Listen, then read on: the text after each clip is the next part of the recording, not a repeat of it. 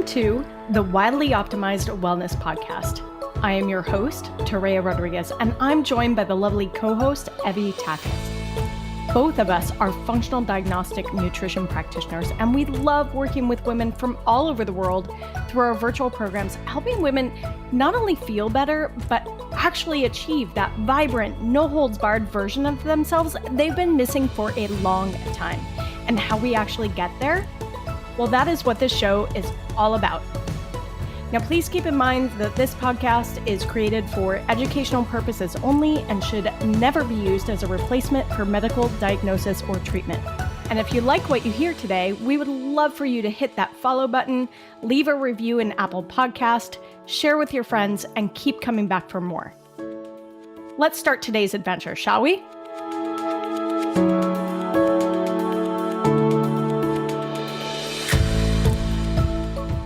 Hey everybody, season 3, episode 1. We're so excited for another season. We can't believe that we're here. I know. Everybody's going to think that we just can't handle time or something. I don't know. Well, time, yeah, sometimes I actually don't think that I can handle time. So that's not completely inaccurate. I can't believe that we're doing Fair. season 3. Yeah, Like, that's I know. wild to me. It's totally wild. And then I think about how when I was a little kid and, the adults would always be like, time moves so fast. And I'm like, I don't know what you're talking about. It takes forever to get through school. Like, I don't know.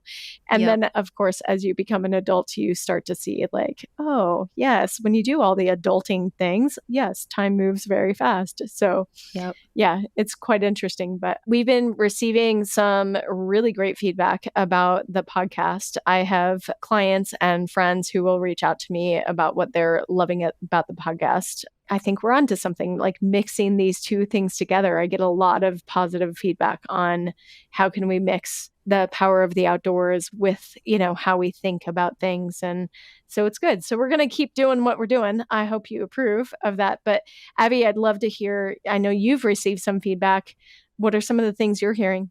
Yeah, I've received, especially in the last couple weeks, which is really cool to have it kind of happen back to back with multiple people and people that are in like different capacities of my life, right? Whether it's a client or it's a friend or, just an acquaintance that found me on Instagram and was like, hey, thank you so much for the podcast. I'm really thankful. And I've heard a lot of like, this is helping my mindset, or this is challenging me to get outside more, or this is making me think about things in a way I wasn't thinking about before. So that's really cool because that's what Torea and I try to do, is really just stretch your mind in that way. Of Torea is the queen of the curiosity, right? Getting curious of like, how can I implement this, or what happens if I implement this? So we're really happy to hear that this is stretching you in that way and making you curious to explore other options and challenging the mindset that maybe you've had and for years that might be holding you back. So again, keep the feedback coming. This is really helpful for us because we never really know like who's listening to this or what are they going to think. So when we do get feedback, it's really, really helpful. Yeah, super helpful. And if you like it and you feel like leaving a review, I can't emphasize enough how important reviews are to podcasters to help other people find it, right? Other people judge whether or not it's something that they want to listen to. Or if you have a friend who might benefit from one of the episodes, just send them a single episode. That would really mean the world to us. Definitely. And then the other thing that I wanted to interject before we get started on today's show is this show is being published on August 4th. But what's happening in less than a month is our very first Wilderness Reset Retreat.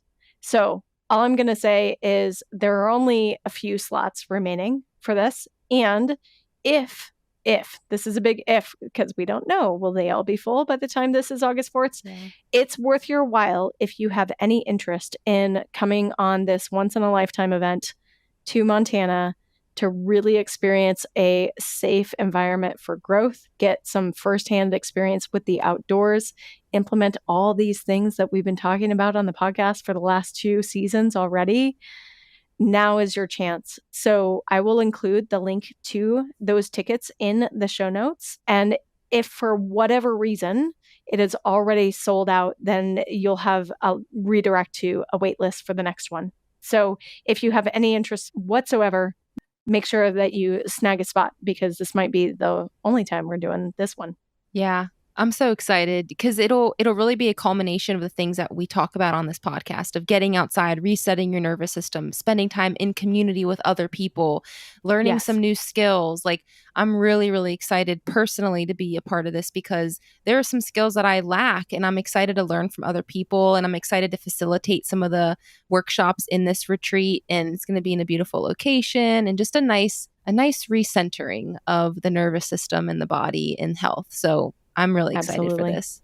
Really cool. Okay. All right. So we're going to dive in now to today's bulk topic, which is really focusing on emotions and emotional processing and why that's so important when it comes to our health. And before we get into like the how-tos of that, I think I didn't really realize how important emotional processing was until I dealt with grief for the first significant time in my life. And so I'll just tell a little bit of my own personal story. So in 2009, my mom passed, and our relationship was complex. I'll put it that way. It was very complex before she passed. And it got even more complex after because I wasn't really clear on how I felt. And I had never done therapy before that. I really had at the time, I would tell you that, oh, yeah, I know what emotions are. But I will say now, knowing what I know now, that my emotional vocabulary was actually very few words. I had very few emotions that I could identify. And it is not a surprise to me now that that is coincidentally the same time period that I was diagnosed with Hashimoto's, right? And I started dealing with my very first onset of autoimmune diseases and symptoms and things like that. And I never really had made the connection between the emotions, the intense emotions that I was feeling, or the emotions that I couldn't identify from when I was younger. If you can't identify it, you just ignore it, right? Yeah. No. Right. Well, yes, that's what we right, do. But right, a lot of people do. Yeah. And so I think that was really my first introduction and foray of when the grief wouldn't stop. So I tried to white knuckle it for a good 6 months.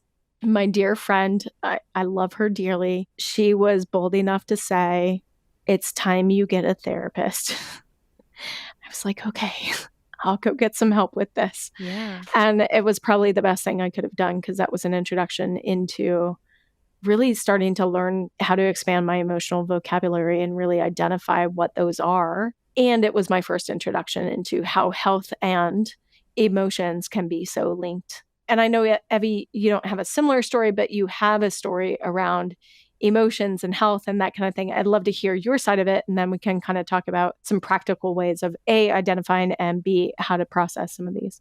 Yeah. For me, it wasn't, I almost think that I had, my vocabulary was a little too wide with emotions from a young age. Yeah. I always felt like I had, what we consider big emotions. I was always very happy, or I'd be very sad or very scared.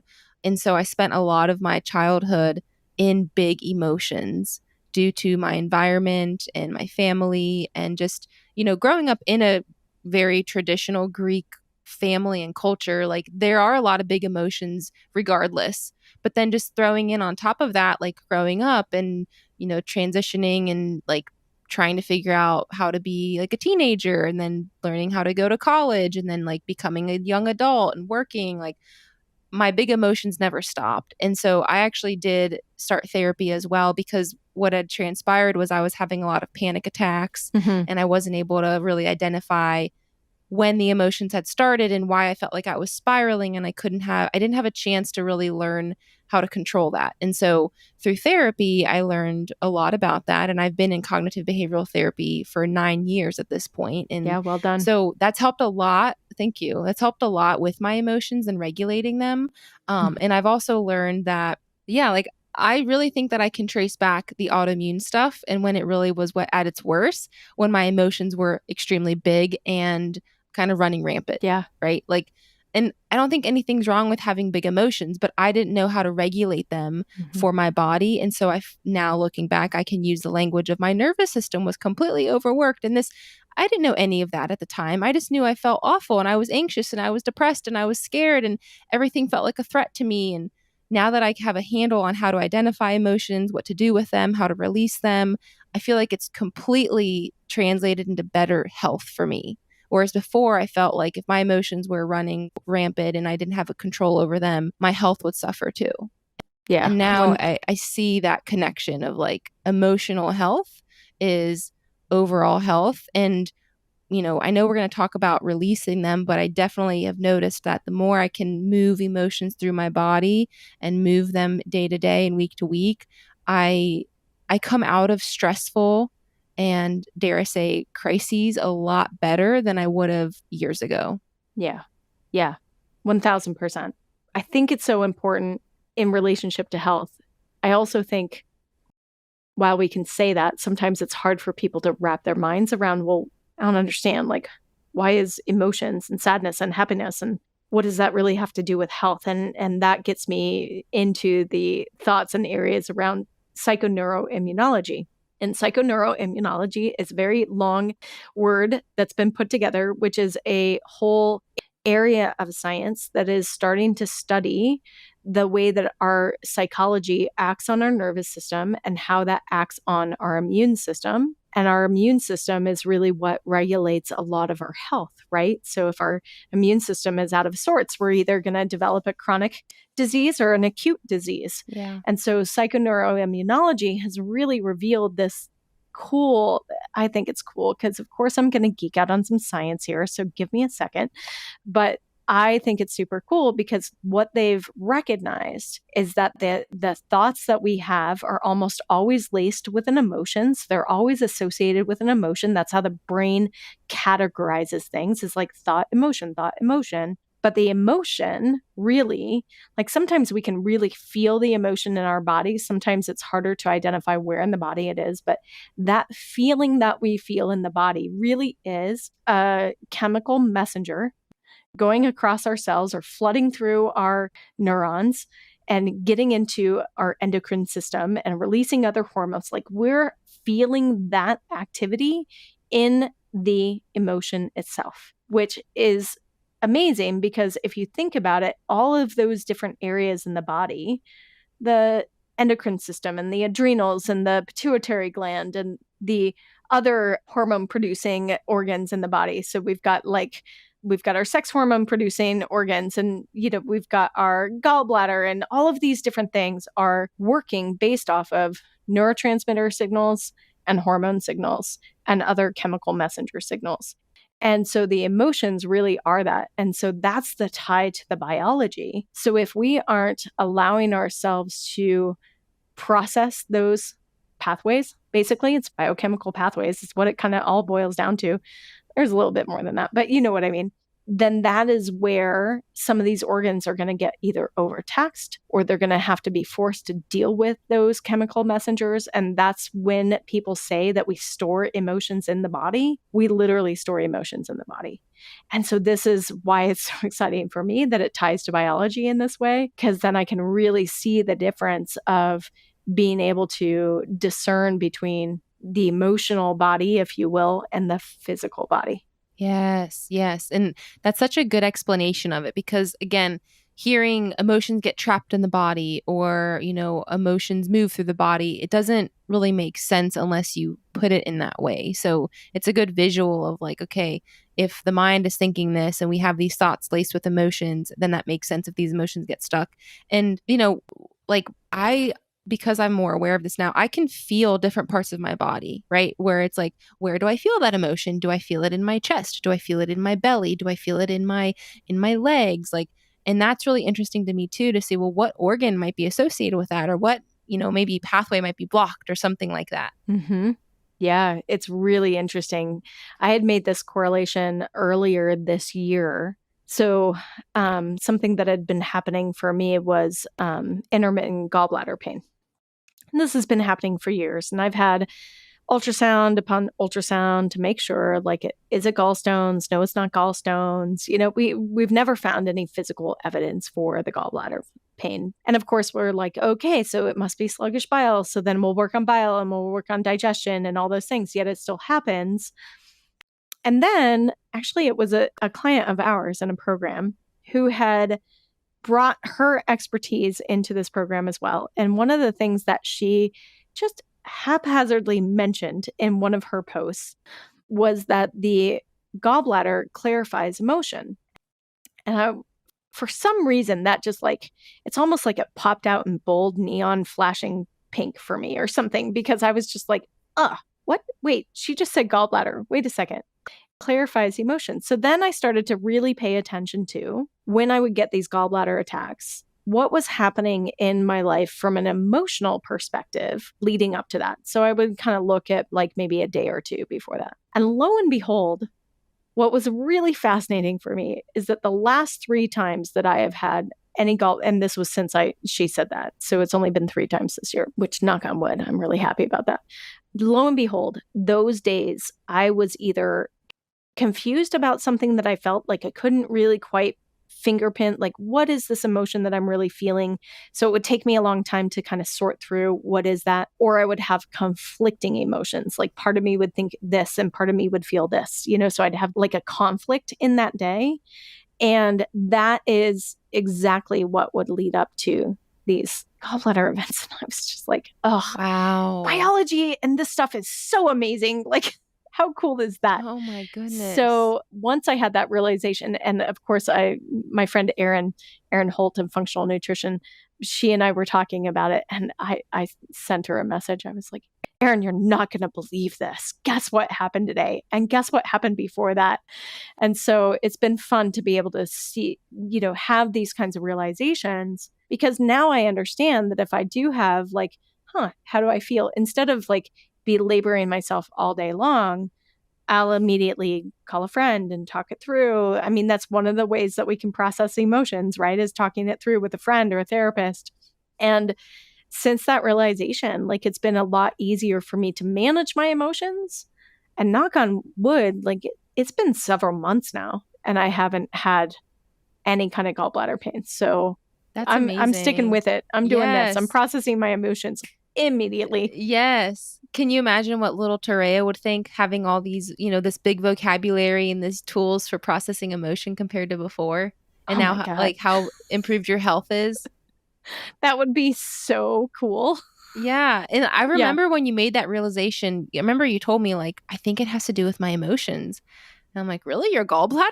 Yeah. But it makes complete sense. And it's also like, from our perspective as practitioners, we might see this way before a client recognizes it in themselves. Mm-hmm. And so it's kind of hard because some clients are like, give me all the supplements. What food should I eat? What should I do for exercise? And it's like, well, hold on a second. Like, there's a lot of trapped emotions there we need to talk about first. Yeah. But it sounds so woo-woo for people, but we know it's real. Yeah. Yeah. I was so on that camp before of like, oh, you guys, this is all woo. Like, emotion schmotion, like whatever. You're just happy or sad or angry. Like that was my vocabulary before. Happy, sad, angry. Yeah. Frustration. That was also in there.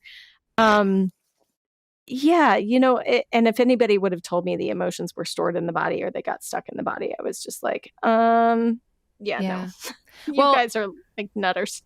And I think for people who still might be like questioning or still like, well, I don't know, this still sounds woo to me. Think about it. If you feel a lot of things, maybe you have big emotions, maybe you're feeling frustrated or you're feeling scared or you're feeling sad or lonely or something, and then there's something that you do physically, do you really not feel any different after?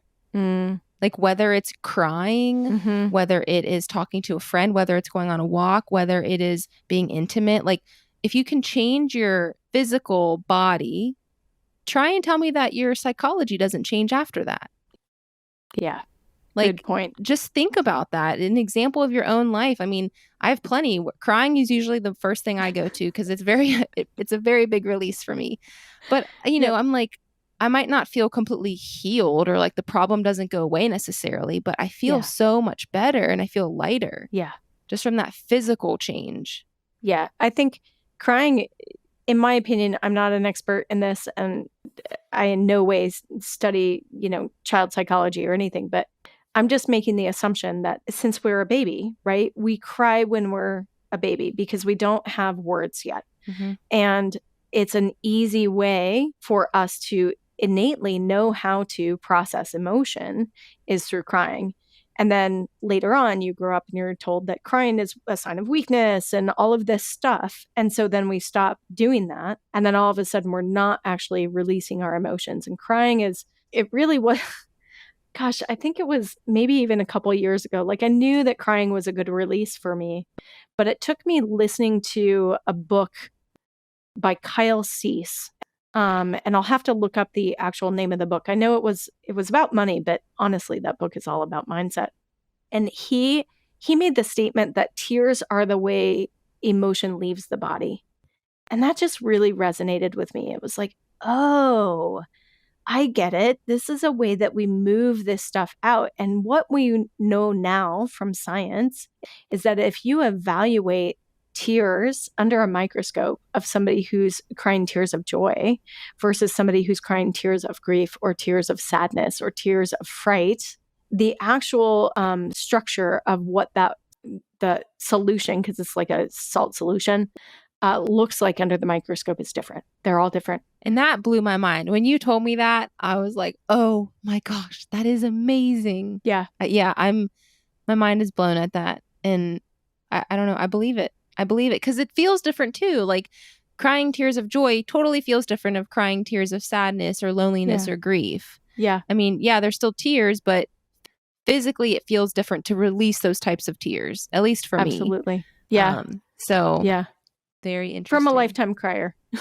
Yeah. Yes. Oh yeah, for sure. Yeah. I know sometimes like I'll be crying and whoever I'm with are like, are you okay? And I'm like, I'm actually great. Thank you. Like I need this. Like just let me cry. Like this is actually part of the process. Do not try and stop me. Good. It's like, and there was this audio trending on Instagram a while. It was probably on TikTok too. I don't know. I'm not on TikTok, but it was like, I'm going to go, I'm going to go cry. It's going to be like a 30, 40 minute like, and I'm just thinking like, yeah, sometimes you do need to schedule a cry. And sometimes you do need to tell the person like, hey, I'm going to cry. Everything's fine. Don't worry about it. But like, just let me release and I'll be good after that. So yeah. So emotional processing, right? Now that we're starting, science, the collective, whatever, are starting to understand how the emotion is related to the biology in that way. This is why it's become more and more imperative that a lot of the work that you do with your clients and I do with my clients and the work we do together with clients and programs that we do together is to really take a look at what emotions are running the show. And so one of the exercises that I almost always start with is something called the emotional home exercise, which is kind of taking an inventory of what kinds of emotions are we experiencing on a regular basis throughout a full day. So I'll give an assignment of, just inventory your day. And I did this and I felt this. Then I did this and then I felt this and see what the overall picture is. And, sometimes it's helpful to just identify, is there a very small emotional vocabulary? So that's a good learning out of the exercise. Sometimes it's a wide emotional vocabulary, but the categories are dominant. So positive emotion versus negative emotion, somebody might discover that, oh, heck, 60% of my day is spent in some form of negative emotion of one or the other. That's a really good learning so that we can start to work with the emotions, learn how to release them, and also learn how to, I kind of think of it as being ambidextrous, right? Shifting from right hand to left hand to be able to write with or eat with. It's the same kind of thing with emotions. We want to learn how to be able to shift from one to the other, not as an escape mechanism, but as a way to work with our body and that biochemistry, right? So oftentimes we'll work with that exercise too. Yeah, that's been helpful. I've actually shared that with some clients of like, hey, like this might be something good because again, we don't actually always sit there and think about, well, why do I feel tired all the time? Or why do I feel pissed off all the time? And it's like, well, you're spending most of your time in a negative emotion spiral. Mm-hmm. So why would you expect yourself to be happy or to feel joy? So it's really been insightful. And I actually do that periodically for myself. Like I'll go back and do that just to kind of spot check. Yeah. Because, you have to do the auditing of yourself of like, where am I spending most of my day? And could that explain why I feel the way that I do or why I don't feel the way that I think that I should or how I'd like to feel? Yeah. What we are also learning about the different kinds of emotions. So now we also know that emotions have a certain resonant frequency in the body. So they can actually measure this in terms of megahertz or millihertz, or I don't know what the actual unit is, but it's in some kind of frequency unit. What we are learning is that the negative type emotions are the ones that typically will start to disrupt normal chemical pathways in the body and contribute towards disease. This is why a lot of Chinese medicine, for example, talks about stuck qi and, how holding on to anger can cause heart issues and those kinds of things. And we know now that the positive style emotions, the gratitude, the love, the happiness, the joy, all of those different kinds are ones that actually contribute to the healing processes in the body, which is really interesting. Because if I think back to when I got sick with Hashimoto's and everything else, I was stuck in a very long grief cycle and had to really process through some really confusing emotions at that time. And so it's no surprise to me now. It was a total shocker then. Why is all this happening to me all at the same time? Was my initial thought. But now I really understand that there was a lot of years-long pent-up emotion that I just hadn't processed that was really starting to break down the pathways in my body. Yeah. So let's shift into like some of the ways that we've learned how to process emotion and share this with the audience and who's listening, because it's great to talk a lot about emotion, but I don't want to leave people with, okay, so go get a therapist. And I have nothing against therapists. I think they're great. Please go get one if you think you need one. They're awesome. But there are a lot of other ways that we can use to shift emotion if that's what we're really looking for, is being able to process these emotions. You had mentioned movement. So let's talk about movement first, and then we can get into some of the other stuff. Yeah, this is something that's always been a part of me. Like I played soccer growing up and, I would play kind of recreationally in college and, I love working out. I've always done that to some capacity, but it wasn't until this past year that I realized like just how important it is to move emotion through my body through motion. And I've kind of like, had fun with this, when I share it on social media, I'll put motion, right? You move emotion through motion. And again, it wasn't until recently this past year that I realized, and honestly, the moment that clicked for me was I was working out in my garage gym and I was filming myself because I like to film either to post and, just to check form and things like that. So I was filming myself doing an exercise. And in the middle of it, right, I'm doing maybe like 12 reps or something. I just start sobbing and like uncontrollably. Yeah. And nothing happened. I was by myself. Nothing had happened that day. Like nothing triggered me that I knew of at the time. I just started crying and I couldn't stop. And it felt like it was just flowing out of me. And it was like it had been trapped for so long. And just this movement was like opening up the floodgates in the most beautiful and releasing way. And at that moment, I was like, holy shit, like this is like, I need more of this because I felt so light after that. Yeah. I didn't realize how heavy I had been feeling until I cried. And so I was like, wait, there's something to this. And I remember I texted you because then like the week later, I was at the actual gym and I told you I was listening to the song. I started crying. Like I just started crying at the gym all the time. And I think people probably thought I was like, is this chick okay? Like, and so something's going on with her. Yeah. And it was just so interesting to me of like, gosh, why am I crying every time I'm moving? But it wasn't like oh, poor me. It was like this feels really relieving. And this feels like after I leave therapy and, talk therapy. And so that's when I was like, wait a second, there's something to this motion. There's something to moving emotion through motion. And so I try and share about that as much as I can on social media because again, maybe people haven't made that connection for themselves, but it's definitely there. So anytime I feel like I'm stuck or ruminating or I feel confused or sad, my go-to is going to be movement. So changing my physical body. And like I said, that might look different for everybody. That might mean going for a walk. That might mean working out. That might mean, doing some stretches on the floor. That might mean opening up your hips, right? There's something about women and the hips, and we store emotions in the hips. And that might mean that you get a massage. That might mean that you are intimate with your partner. Like that might be what you need to do to release emotions too. Maybe you watch funny videos to laugh. Like there's something that physically has to change for you in order for those emotions to get out. Yeah. And so whatever that might be, I encourage you to dig deep and try and find that and stick with it. And also explore some other ones that you think might be helpful. Yeah, it's so important to remember that our physiology has a huge impact on our emotional body. And a really succinct way of demonstrating this that comes to mind is there's this woman, her name is Amy Cuddy, and she gave a TED Talk, and it's fairly popular. And I refer to it all the time. But and I've seen her speak, and she was kind of giving the same TED Talk to us. But what was really cool about it was she was talking about confidence and building confidence. And that was kind of the theme of her talk. But what she used was physiology to build confidence when we might not necessarily be feeling necessarily confident, like going into an interview or whatever it happens to be.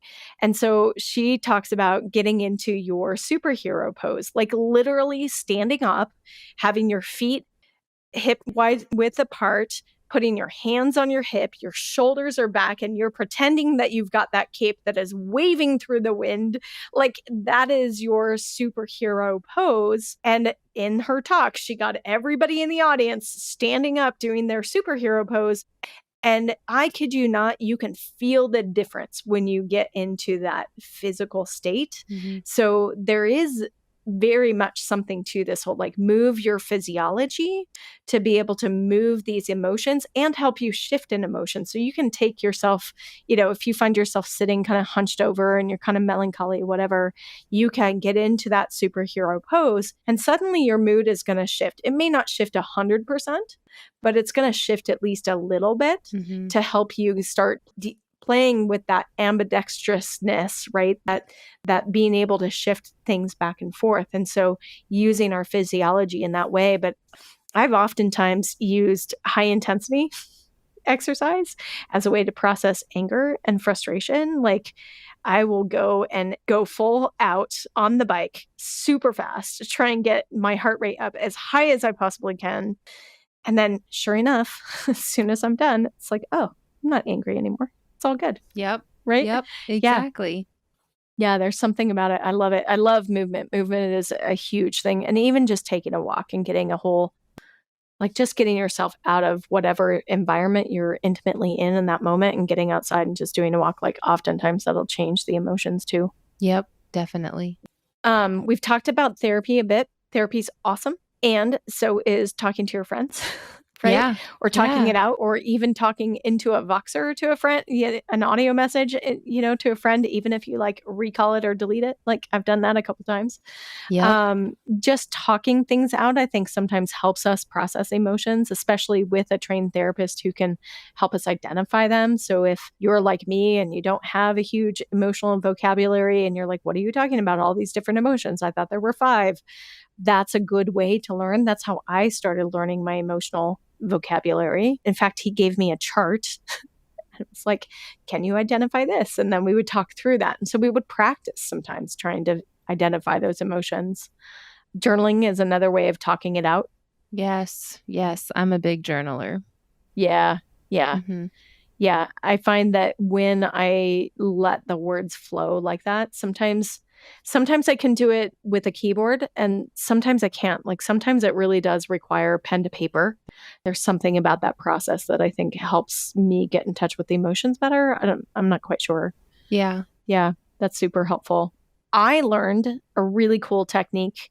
I just finished doing the neurolinguistic programming practitioner training this year, and we learned a really interesting technique called an emotional release technique, where we can help somebody release emotions. And what I learned, and this is a part of psychology, and I can't remember which area of psychology it is, but there's something called a gestalt. And a gestalt is how our brain categorizes and how our subconscious categorizes certain emotions together, and certain events and thoughts and things get like put into these groups in the brain. And what can happen for people, and this is why I think sometimes we get into these very intense states of emotion, is we'll have an event, we'll associate emotion with that event, and then another event happens and it has a similar emotion, so it throws it in the same bucket, right? So you can think about them all kind of being linked into the same bucket, but they all get linked together on a chain. So I think of it as this long chain and everything's linked together.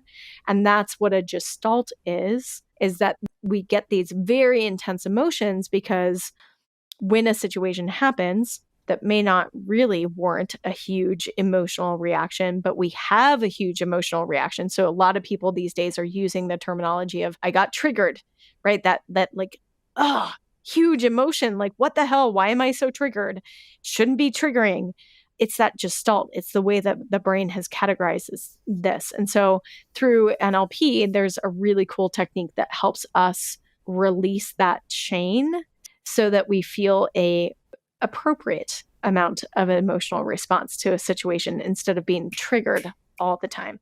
So I thought that was really cool. And that's usually done with an NLP practitioner. It's too hard to explain here on the podcast, but yeah. Well, I will say from personal experience of doing this with Torea, she led me through this.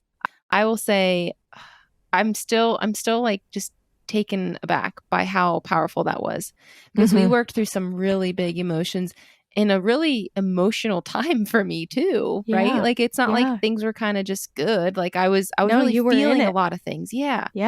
And to now have similar situations come up that I would typically be triggered or have bigger emotions about. And now I'm just like, that it doesn't really feel really great that that's happening, but I guess that's okay. I can work through it. And I would never thought that I would get to the point where I could respond in that way. So I am definitely a believer in that. And I think it's very, very powerful. Yeah.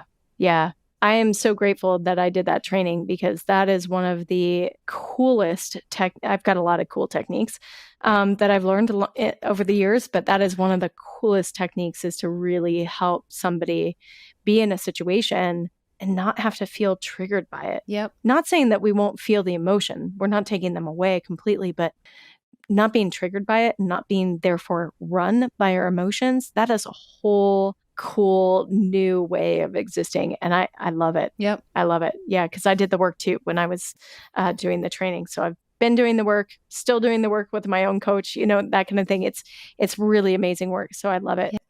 Which brings me to the point of we're incorporating that NLP type work into a new program that I'm offering called Deep Transformation. Evie's part of that program, probably in the next few days. So by the time you hear this, if you think that's you, there is a link in the show notes. Click that link to sign up, contact us, whatever it is. We'll figure it out, a way for you to contact us. But that is something that we are integrating into this Deep Transformation program is this kind of stuff. Yeah. Really helping to deal with all these emotions. Yeah. Very powerful. Cool. All right. I think we covered what we wanted to cover. Is there anything else that you wanted to chat about? I think it's just important to remember that like this probably is happening more than you realize. So hopefully we're bringing awareness to it, that these emotions can be trapped. These emotions really do manifest in a disease state. And, if you felt closed off to the idea of this, hopefully we've opened up that curiosity of like, how is this showing up in my life? Or how is this showing up in my loved ones' lives? Because we all have it. We're all going through it. It's just some of us don't have that awareness yet or don't have the tools to work through it. So hopefully this is at least opening up that conversation for you. Yeah. Awesome. And if you have any questions, feel free to reach out to us. You can always submit a question for the podcast. All that stuff, of course, is in the show notes as usual. And we'll see you guys in season 3, episode 2. Woohoo!